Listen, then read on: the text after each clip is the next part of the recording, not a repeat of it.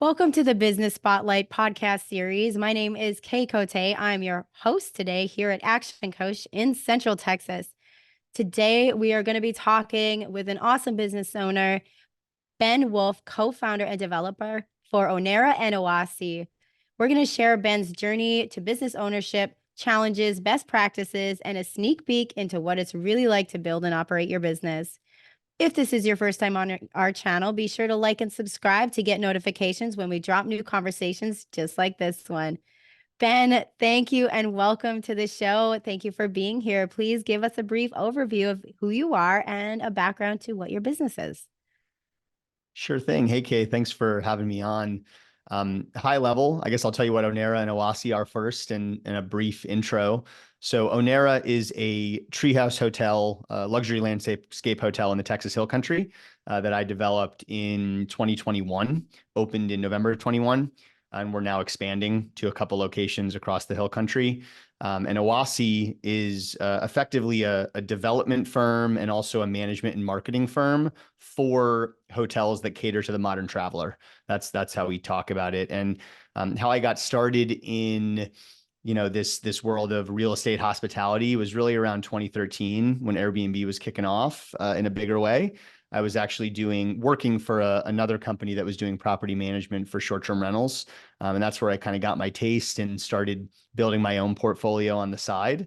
And ultimately that portfolio and then others that I managed for grew to a couple hundred by the end of 2019.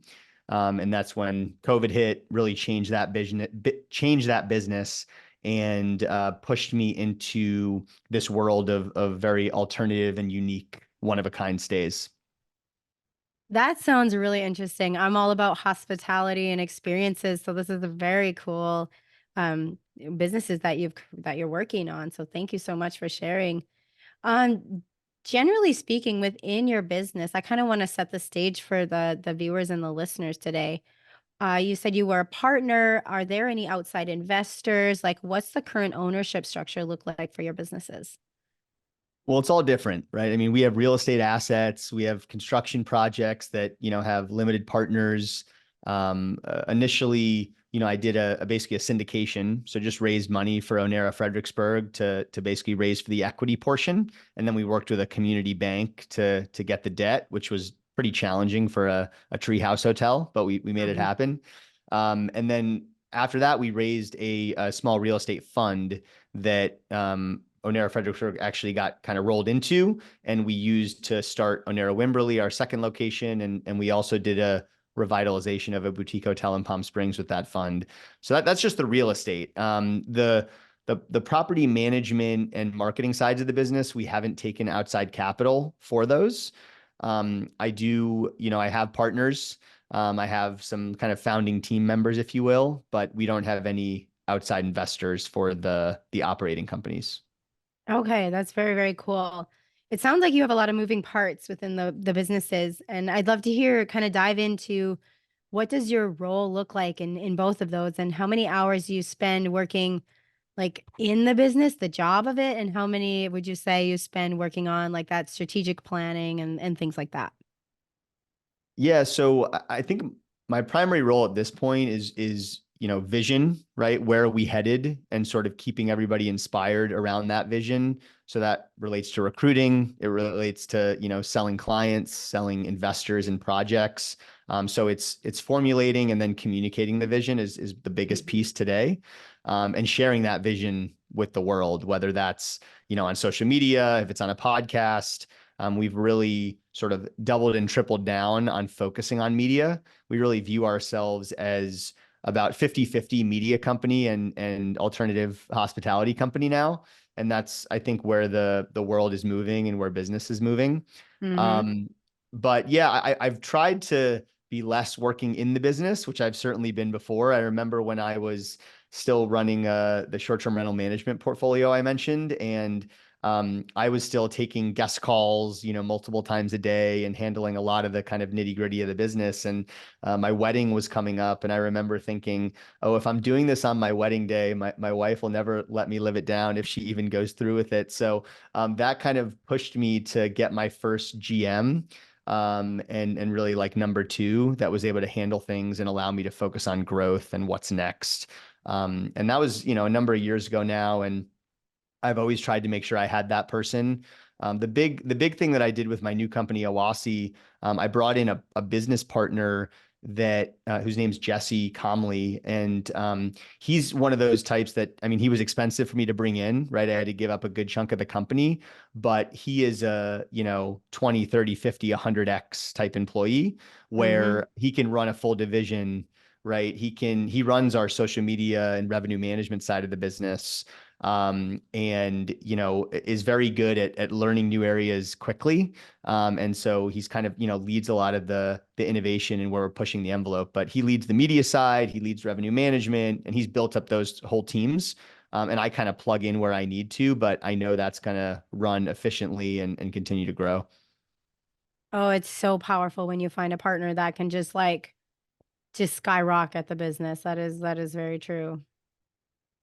I kind of want to learn a little bit about like who would you say your business serves? Like if I were in the audience, how would you know I'd be a good fit for your businesses?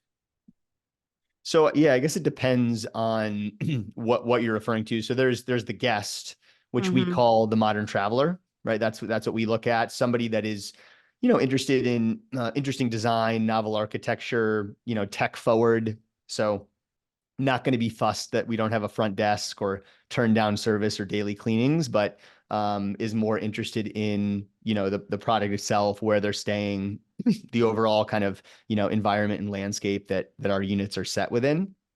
Um, and then outside of our guests, I would say clients are those people that want to build for the modern traveler, right? So people that are in hospitality and real estate and want to develop these types of, one of one hospitality products, and we can help them do that, whether that's on the design and the development side, from an advisory standpoint, or once they're done from the marketing and management piece, marketing and management standpoint.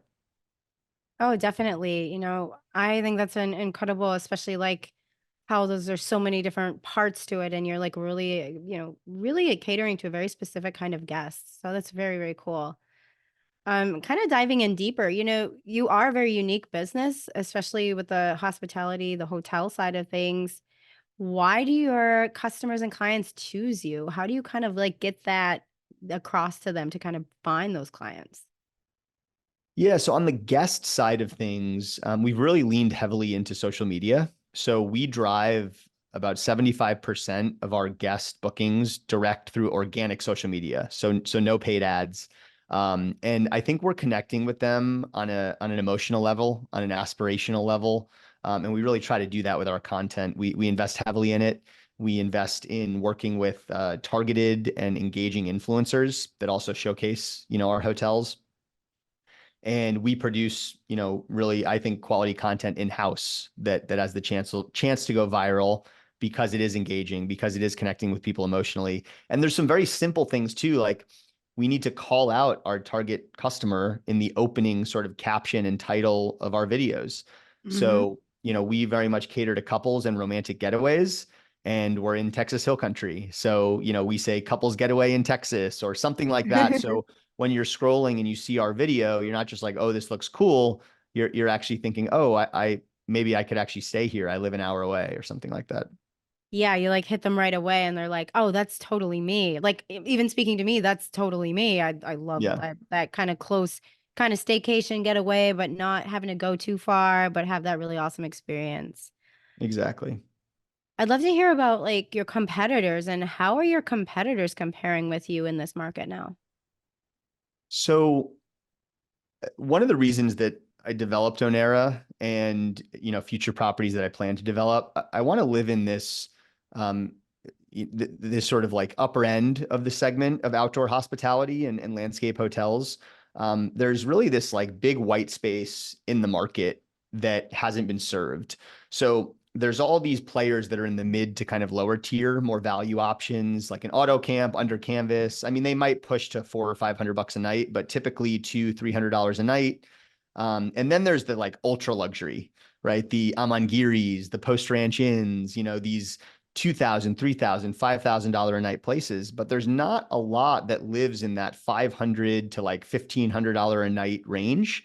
Hmm. And I think there's a ton of people that live in that range and, would be willing to splurge on an experience like this that was once a year or, for an anniversary or some big occasion. And we can deliver an amazing product in that price point. So we're more limited service than an Amman property or Post Ranch Inn. Like some of those places are, 3-4 to 1 guest to or staff to guest ratio. And we have on-site staff, but it's, when needed, if someone needs towels or coffee or something breaks. But we're not sort of in your face, and we're trying to give our guests this feeling of being in their own little private bubble. Hmm. So, having less staff actually is helpful to achieve that goal. So that's a little bit of like our competitors, kind of how we're different and where we're situated. There's other folks in our sort of niche. There's a number of them in Hocking Hills, Ohio, actually, of all places, like the Cliffs at Hocking Hills or Bolt Farm Treehouse in Tennessee. Excuse me. So there's a few different competitors out there, but it's pretty boutique and sort of small at this point in terms of the competition. Okay, that's really, really cool. What would you say is one thing you wish that people knew more about your business? One thing I wish, um, I think honestly, it would be how much that some of this stuff costs. I think people Hmm. see these tree houses or even like a high-end safari tent stay, and they think that it barely costs anything to throw up. Or if we're talking to investors, they're always surprised by how much it costs. But to Hmm. do this right and to create a frictionless experience for a guest that has all the comforts of home and then some and really pops on social media, it's not cheap. I mean, we're spending, $400,000, $500,000 per unit fully loaded, if not more. I mean, some of our products we're rolling out there are $1 million a key, but we're doing, two, three, $400,000 a year per unit. So it makes sense to spend that. And the same goes for marketing and social media. To do it right is not cheap. I mean, we're spending anywhere from 5 to 10 grand a month on an 11 unit property to do social media and digital marketing the right way.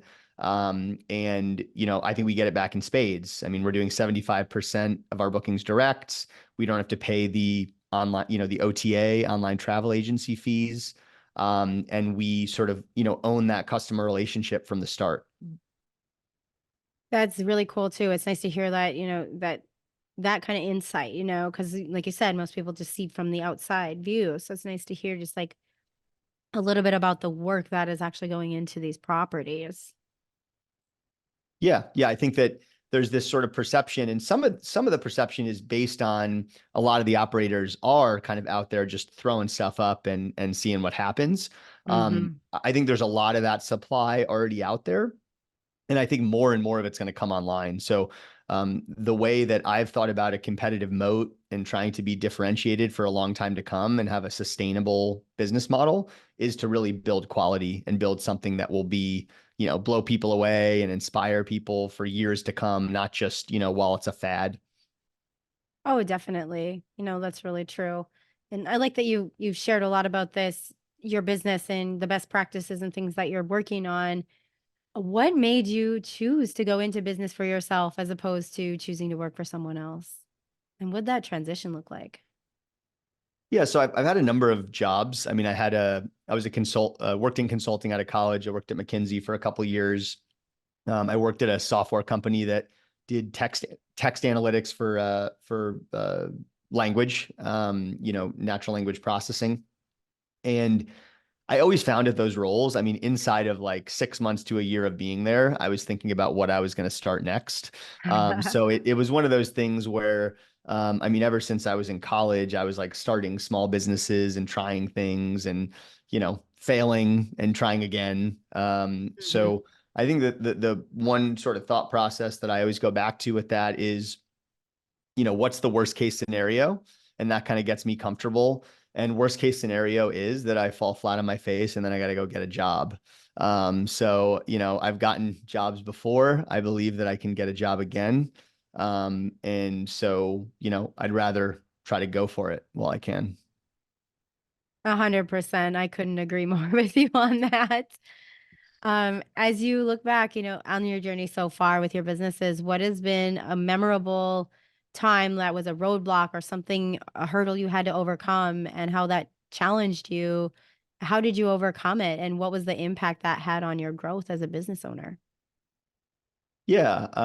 So it was probably when we were building Onera Fredericksburg, my first development project, and we had sourced a bunch of the structures from manufacturers in China overseas. And we didn't have a quality control person over there. And we didn't have boots on the ground, making sure everything was good to go before it was shipped. It was also during COVID. So there were some backups in the Suez Canal that created long delays, and tariffs were going through the roof. Mm-hmm. So we ended up like barely saving any money trying to bring things over from China. And then when it got here, some of it was unusable. Some of it we had to retrofit and, spend thousands of labor hours fixing.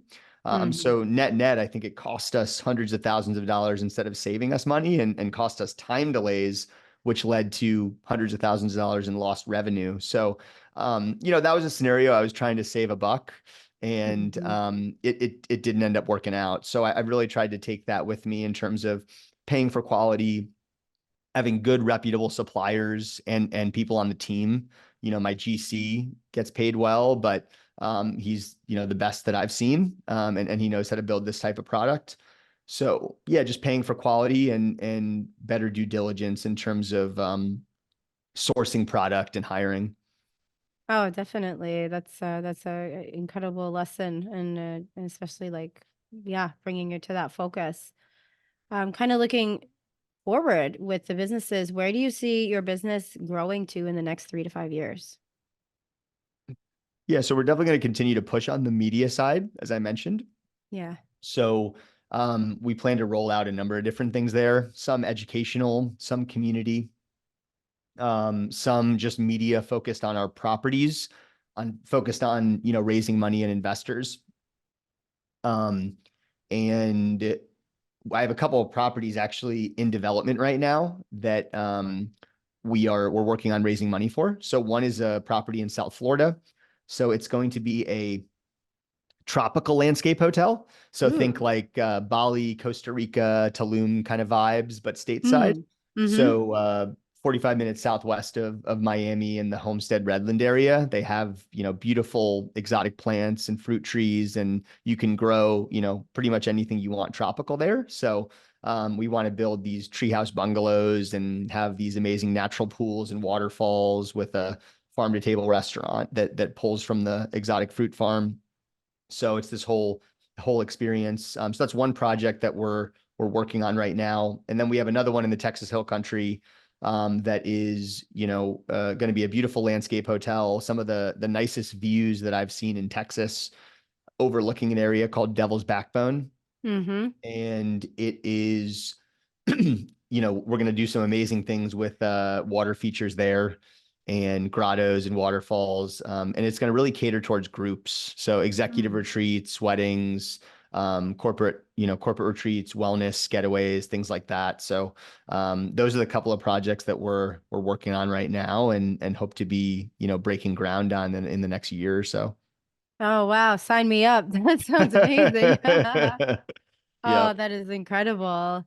So, with all these kind of moving parts that you're doing, all this growth you're having, what is your approach to goal setting, and how many goals do you set at a time? Like, how do you structure that around your businesses?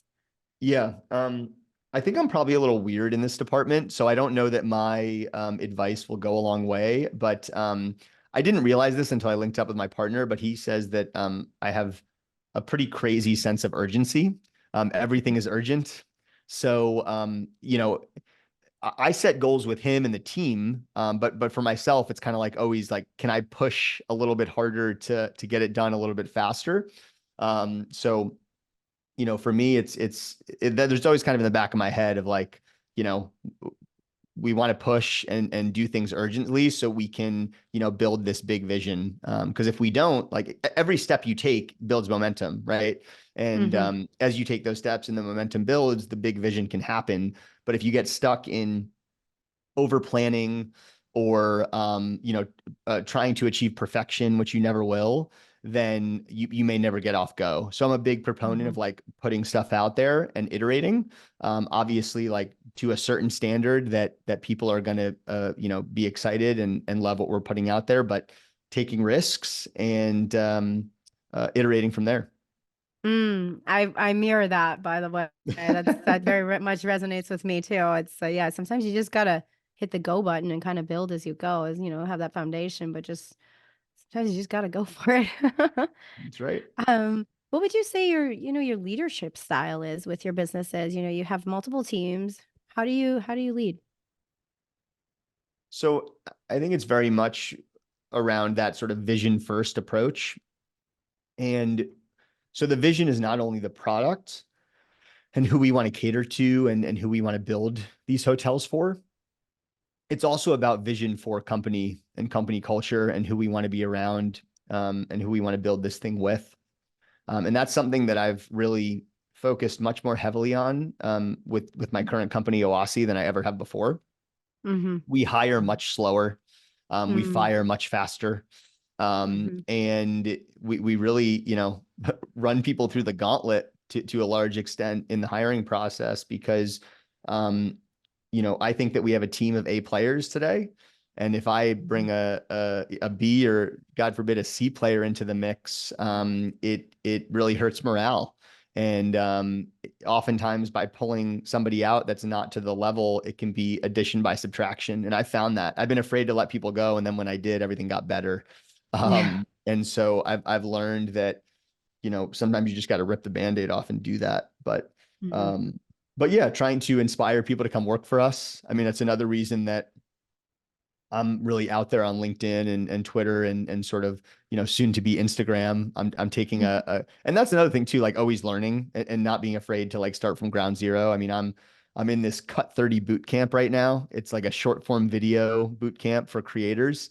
Oh, cool. And it is cool. I mean, and I'm doing our concept is basically it's called the Modern Traveler. The handle is the real Modern Traveler, and I'm basically breaking down some of the coolest hotels in the world, and sort of giving it's very new. I think I have one follower. I started it like a day ago, but I'm going to be releasing my first video in a couple of days, about Amangiri, which is I Mm-hmm. think one of the coolest hotels out there and certainly the best performing. So yeah, we'll do the breakdown. It'll be very like visually appealing. You'll get to see all these hotels and me kind of, talking over their stories and what they bring to the table. So I'm starting from ground zero. I don't know how to do short form video. And it's a little bit of like banging my head against the wall at first, but it's important for me to learn as we become more and more of a media company. Well, I'll definitely connect with you on Instagram. I'm excited to hear that. That's a really cool concept. And short form is a beast. I'm learning that myself right now with some projects I'm working on, and I feel that. So, but it gets easier again, like you said. You just keep diving in, and yeah, I'm excited to see what you roll out. We've covered so much ground. This has been such a fun talk. I'd love to kind of like dive into some rapid fire questions if you're ready. Yeah. Awesome. So yeah, top of mind, quick thinking here. First thing that comes to your mind. First question is, what is the key to success for you? Key to success. People, that's the first thing that comes to mind is people. And I didn't always think that, but I definitely do now. There's only so much that I can do, but I have really big visions now of what I'd like to deliver to the world, and what I want Awasi to deliver to the world. Hmm. And I can only do that with amazing people around me. Can't do it alone. Oh, so true. Yeah. What is your one piece of advice for other business owners? I mean, I'm gonna stick on that realm.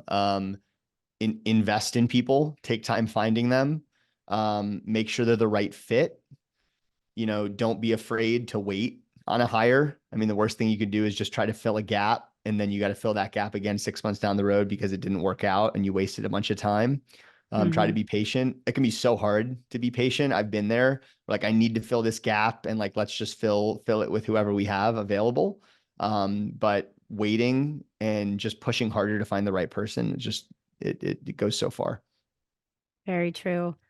What is one book or piece of content, podcast, whatever that you've read recently? that has impacted you? Yeah. I've been listening to a lot of Diary of a CEO. I've been listening to a fair number of those. Stephen Bartlett, I think, is the host. And I really like it. I mean, I learn a lot, but I also like connect with a lot of the CEOs as a CEO founder. And so for me, there's a shared experience there that I get to have, and Hmm. that helps me deal with some of like the dark, harder times, or work in the sometimes 60, 70, 80 hour weeks, and still trying to fit in family time and all that you hear from these other people that are, have done the same thing or are still doing the same thing. And sometimes that's what it takes to build something that, can change the world. So, Yeah, very true. And final question is, if you had to choose only one area of your business that you could immediately improve tomorrow, what would it be? um, it's funny, it would probably be meta ads. So that's an area, and just sort of digital ads in general. I mean, Google also. I feel like that's just such a whole rabbit hole and area of expertise that, my team is starting to build and have, but it takes so long to get good at that stuff. And I feel like the people that are good at it, like they do it for themselves and they have products that they make a ton of money on. And it's very hard to find agencies that will do that for you at a very high level. Hmm. So building that capability internally, I just think it can allow us to grow that much faster. Um, because right now we're relying on all organic social media. So if we could layer in targeted ads directed at, the ideal clientele for us, I just think it could really accelerate things. Oh, definitely. Well, thank you so much for those awesome answers for our rapid fire. Before we move on to our final question of the day, this is the perfect time to plug your business. How can people find your company? How can they get in contact? What are your social media handles? Yeah, so you can find me on LinkedIn. I'm pretty active there. Ben dash Wolff, Wollff. And on Twitter, I'm Unique Stays Guy. So you can check me out there as well. Instagram, just launching now. That is The Real Modern Traveler. Hmm. Awesome. Well, I'm definitely going to give you a follow and connect with you on there. So, Ben, our final question for today is, what is most inspiring to you today? It's the same thing that was, a month and a year ago. It's trying to bring hospitality real estate into the modern age and serving the modern traveler's needs. I think such a high percentage of the inventory out there is not built for what people want today, and I'm Mhm. on a mission to try to get it there. So That was very powerful. This has been so much fun. It's been so fun learning about your businesses. I'm fired up about what you're doing. Thank you so much for being on the show today. thank you.